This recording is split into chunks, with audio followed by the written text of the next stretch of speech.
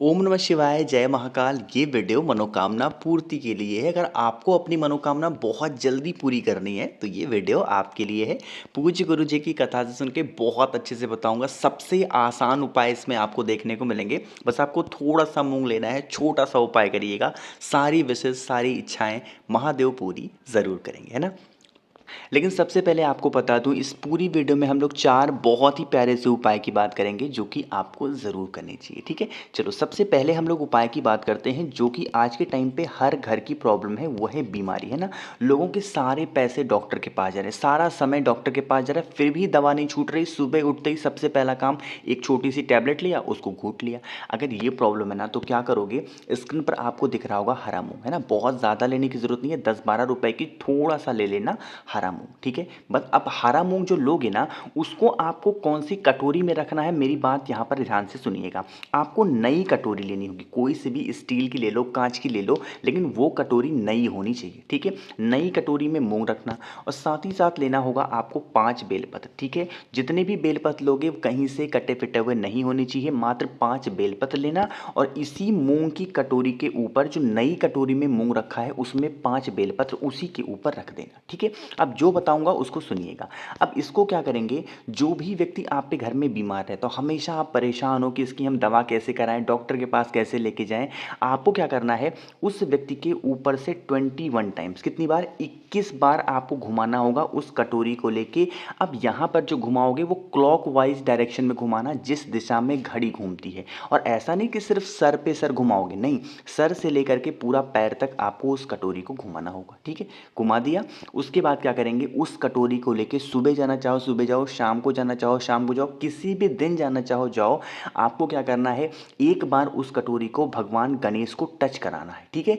Touch करा कर ही भगवान गणेश से, विघ्नहर्ता से प्रार्थना करनी है कि हमारे घर का ये व्यक्ति है, बहुत ज़्यादा बीमार रहता है, ये मूंग के दानों का मैं उपाय कर रहा हूँ या फिर कर रही हूँ, आप हमारे घर से इस बीमारी को दूर कर दें, ठीक है। अपने हिसाब से प्रार्थना करना। प्रार्थना करने के बाद जो आपके हाथ में नई कटोरी है जिसमें मूंग है और 5 बेलपत्र है, यहीं पर भगवान गणेश के मतलब पास में ही, उनके मतलब छुआ करके नहीं रखना, जमीन पे जहाँ पर भी वो हो वहाँ पर जमीन पे नीचे रख देना। और आपको एक घी का दिया गोल बत्ती का लगा करके प्रार्थना करके उसके बाद आप अपने घर की तरफ चले आएंगे। इस मूंग की कटोरी जो नई ली है उसको वहीं का वहीं आपको छोड़ देना है, उसको उठा के घर नहीं लाना है। पूरी की पूरी कटोरी वहीं पे छोड़ करके आप अपने घर चले जाना।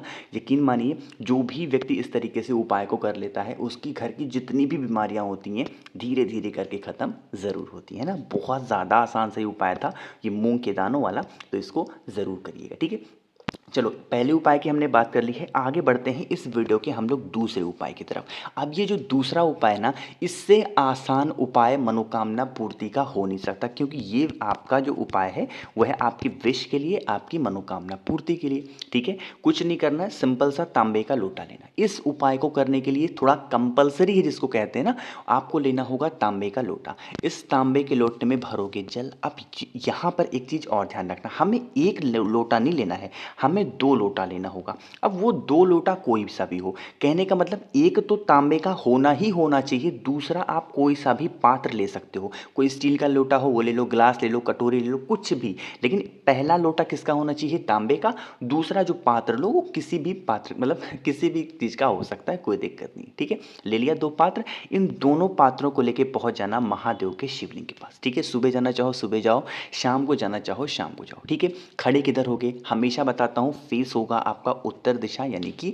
नॉर्थ डायरेक्शन, ठीक है। अब आपको क्या करना है, अपने दोनों हाथों से महादेव के शिवलिंग के ऊपर जल चढ़ाना है। यहाँ पर एक बहुत ही प्यारा सा नाम आपको लेना होगा अपने विश मनोकामना को पूरी करने के लिए। कौन सी माता का नाम लेना है, त्रिपुरा सुंदरी का नाम लेके दोनों हाथों से जल समर्पित करना। त्रिपुरा सुंदरी, एक बार फिर से बोल रहा हूँ, नोट करना चाहो तो नोट कर सकते हो। त्रिपुरा सुंदरी के नाम से आपको दोनों हाथों से महादेव के शिवलिंग के ऊपर जल समर्पित कर देना, ठीक है। जल जब आप समर्पित कर चुके हैं, हाथ जोड़ना, महादेव से प्रार्थना करना, महादेव हमारी ये विश है, हमारी मनोकामना है, बहुत दिनों से अधूरी है, आप हमारी इस कामना को पूरी कर दें। कुछ अपने हिसाब से जैसे भी आपको प्रार्थना करनी होगी प्रार्थना कर लेना, उसके बाद आप अपने घर की तरफ जा सकते हो। बहुत ज़्यादा लोग पूछेंगे भैया इस उपाय को हम कौन से दिन कर सकते सकते हैं सबसे स्पेशल टाइम होगा इस उपाय को करने का कि जब आप किसी काम के लिए घर से बाहर जा रहे हो और आप ये सोचें कि मेरा ये काम होना ही होना चाहिए, तो आपको उससे पहले घर से निकलने से पहले इस तरीके से उपाय को करके चले जाना। सारी इच्छाएं, सारी मनोकामनाएं आपकी पूरी जरूर होंगी।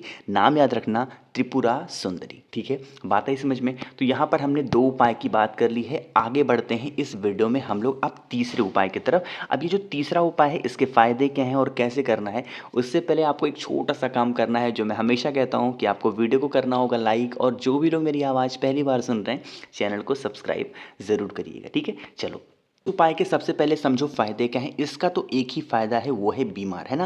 देखो मैं ज़्यादातर वीडियो बीमारी के ही बनाता हूँ क्योंकि आज के टाइम पे ना लोग यही सोचते हैं कि हमारा पूरा परिवार स्वस्थ रहे, भले ही हमारे पास थोड़े बहुत पैसे कम हो कोई दिक्कत नहीं है, लेकिन हमारा परिवार कभी बीमार ना पड़े, है ना। आप भी सोचते हो ऐसा ना? अगर ऐसा सोचते हो तो नीचे कमेंट में ज़रूर बताना। ठीक है, चलो ये क्या करोगे, आपको लेना होगा इस तरीके से थोड़ा सा दूध, बहुत ज़्यादा नहीं, गऊ माता का थोड़ा सा दूध लेना। ठीक है, दूध, लेकिन वो दूध कच्चा लेना, पका हुआ नहीं, गैस पे गर्म कर दो खौलता हुआ दूध नहीं, कच्चा दूध लेना भी। ठीक है, ठंडा ठंडा दूध ले लिया। साथ ही साथ आपको लेना होगा इस तरीके से 5 पीपल के पत्तों को। कितने?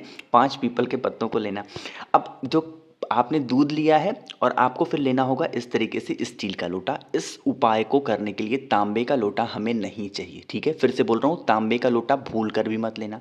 अब देखो क्या करोगे, इस कलश में आधा भर देना दूध और आधा भर देना अपने घर से पानी। ठीक है, क्या करोगे, आधा दूध और आधा पानी भरना, और इसी कलश में जो मैंने आपको 5 पीपल के पत्ते दिखाए हैं, इसी कलश के अंदर उन 5 पीपल के पत्तों को डाल देना। ठीक है, 10 मिनट तक इस कलश को ऐसे का ऐसा ही छोड़ देना। ठीक है, छोड़ने के बाद जो भी व्यक्ति आपके घर में बीमार हो, है ना, अभी मैंने जो पहला आपको उपाय बताया उसमें 21 बार घुमाना था, लेकिन इस उपाय को करने के लिए आपको सर से लेकर के पैर तक उस बीमार व्यक्ति के 7 बार घुमाना है, क्लॉकवाइज डायरेक्शन में, जिस दिशा में घड़ी घूमती है। ठीक है, फिर से बोल रहा हूँ, क्लॉकवाइज डायरेक्शन में घुमाना, सर से लेकर के पैर तक जिस दिशा में घड़ी घूमती है। घुमा दिया, आने के बाद क्या करोगे, उस कलश को लेके चले जाना, जिस पीपल पेड़ के पत्तों को आपने तोड़ा था उसी पीपल पेड़ की जड़ में ले जा करके पूरा का पूरा दूध, पानी और 5 पीपल के पत्तों को, जो भी व्यक्ति बीमार है उसका नाम और गोत्र बोल करके जो भी व्यक्ति समर्पित कर देता है हफ्ते में 1 दिन।